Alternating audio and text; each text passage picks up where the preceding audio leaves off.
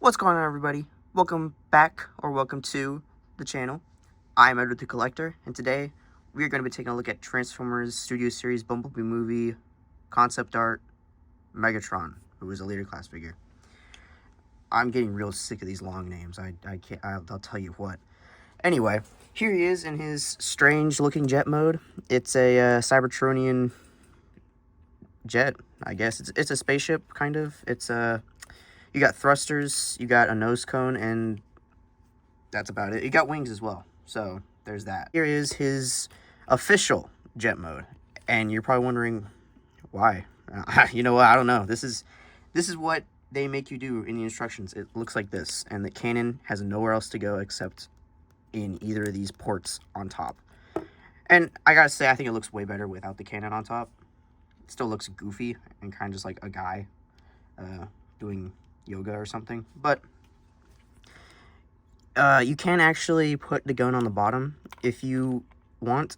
It makes it lopsided and weird, but you just take the cannon and put it on the arm and just angle it a little bit, and there you go.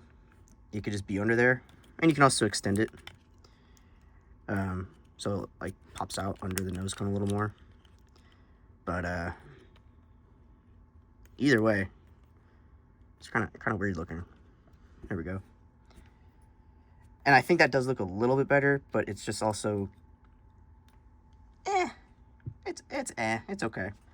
But I think so this mode, this flight mode, I don't even know if it's like a jet or a spaceship. I don't even know if you can call it that. This flight mode, because it has wings and thrusters, is definitely the weakest mode out of the three. He's a triple changer, by the way. I don't know if you caught on to that, but this is it. This is the flight mode. And so I don't really like it, so let's get it into tank mode. So to do that, you want to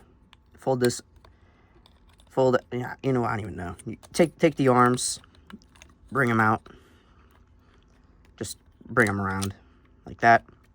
And then the legs, you want to untab these skirt pieces, or I guess it's not even skirt, these crotch pieces. There we go.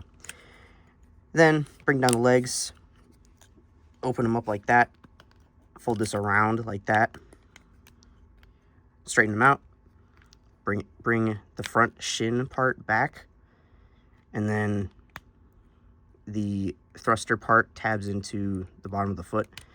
This can come down like that and fold out like that. So there's one part done, and then you just kind of yank it out like so, and then it folds around this way. And we'll finish it off in a little bit. And then same on the other side. Bring down the leg, just basically open it up, and then collapse everything. Fold up that, bring it back and straighten it out. Push it back like this, like that. Bring down the wing and fold out the edge of the wing. And then just pop that part out again. And then it folds around this way, like that. And then you take this whole back section, and it just comes back like this. Bring down those skirt pieces, because those do become a skirt later on. Like that. It's kind of like that. And then bring out the head a little bit, fold it around, and then bring it back like that. You can kind of see the head, but it's, you know, doesn't really matter that much to me. And then bring down the nose cone, bring out these pieces, bring it back up like that. I actually can't remember. I'll check it out in tank mode. I can't remember if it goes out like that or if it folds all the way up. So I think we're going to do that, like so. And then bring down the arms like this. There's a tab right there, and then the tab hole at angles like this. And then have the arm, the biceps like this, so the silver is pointing up, and then fold around the arm like that. Then this part, hold on, I gotta remember which, yeah. Put the cannon in there, like so. Just plugs in. It's a 5mm port and peg. That comes together like so. And then finally, just put everything together in a way that looks right. So this thigh piece right here is supposed to be flipped like that. Now everything lines up and pegs together correctly, like that. This part pops down. This little tread piece in the back just pops down. It's not going to stay popped down just because of the way it's just friction. But through all that transformation, here he is in his tank mode. And honestly, it looks much better, in my opinion, than the jet mode. Even though also it still kind of looks funny. Like, it's kind of funny looking. I think it looks pretty good. Oh, well, this is supposed to be flipped like that. Or no, other way. There we go. And now that is on top. But, still kind of weird looking. But, it is better looking, in my opinion, than the jet mode. Jet mode was just kind of terrible. Jet mode. But, it's definitely a tank, you can tell, you know. There's some treads. There's a cannon on top. It's pretty cool, honestly. It's nice looking. Well, I guess not really nice. It's a Cybertronian tank. It's mechanical. It's kind of small, actually. There's a little molded wheels right there, but they don't roll, so it is just plastic. So it slides. Slides pretty nicely, honestly, but no wheels. So for articulation, because the tank,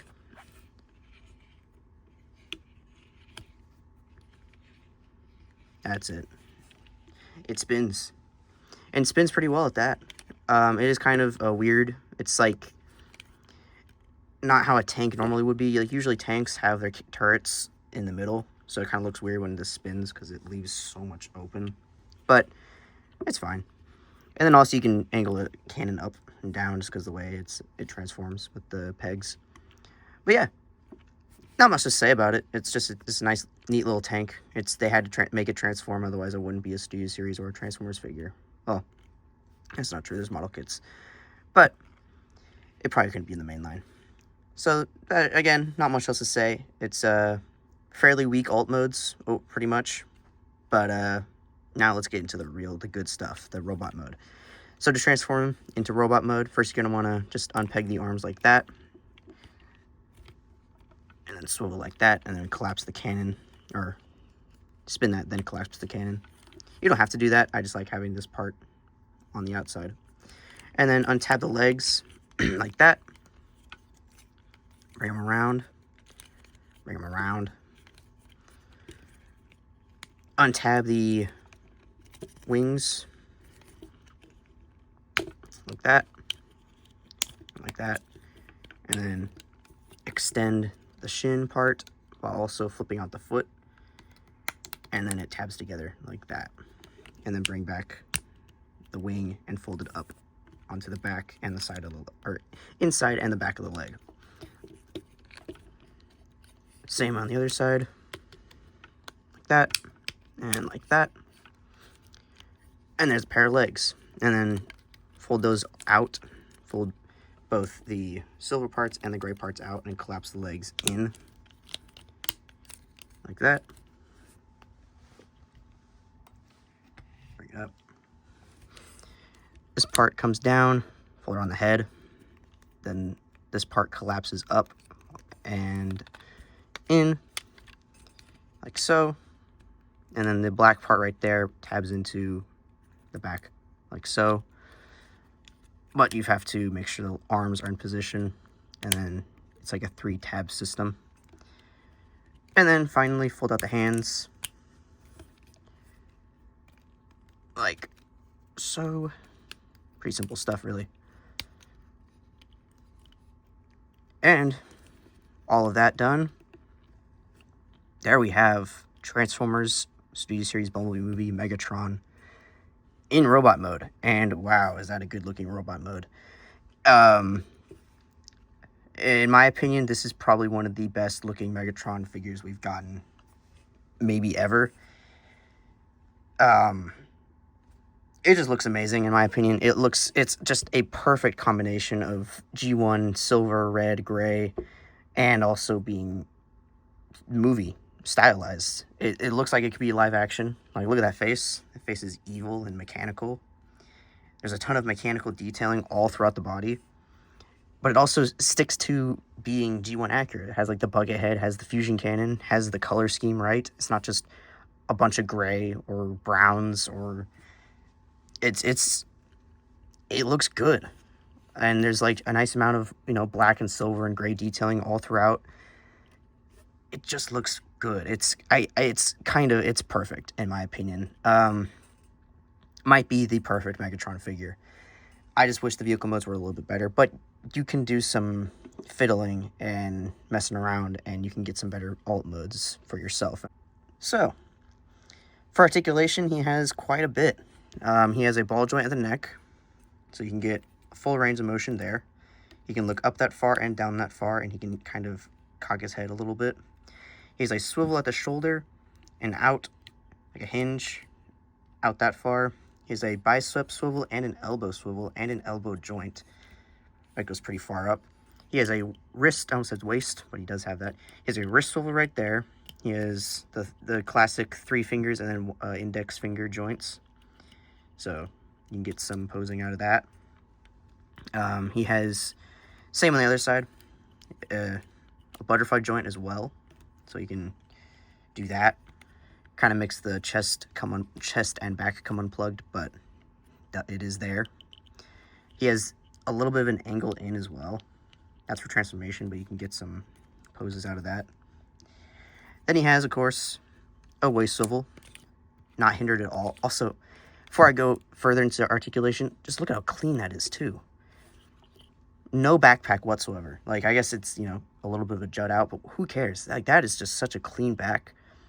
Anyway, skirts can move around the side pieces like that, and then those can come out as well, this whole crotch assembly, and you can get some amazing movement out of that leg both ways.